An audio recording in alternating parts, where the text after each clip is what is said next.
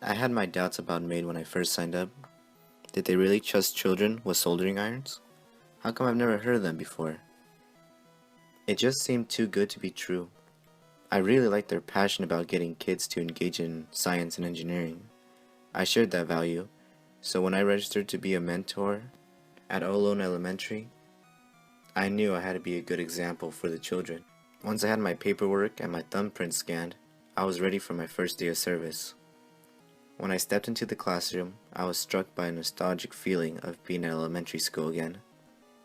I had shown up too early, and the teacher was still wrapping up class. I sat down with the students and gave the teacher my attention. Class ended shortly after, and I spoke to the teacher. She was very easy to work with and introduced me to the members of the ROV club. MAID had provided kits for building the ROVs as well as instructions. The kids were very eager to make progress. They always wanted to know what to do next. I gave them all lessons on how to strip wires, use clampers, and of course how to solder.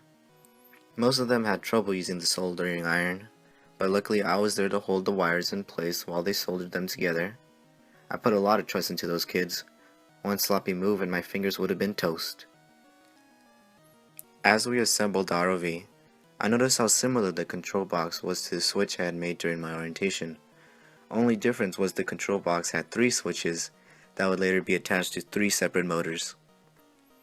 Noticing this gave me the idea to bring the switch I made to our next ROV meet. I wanted to show the students the functionality of the switch and how it could change the flow of current. Unfortunately, after weeks of neglect, my switch was starting to fall apart. 2 of the wires had completely fallen off.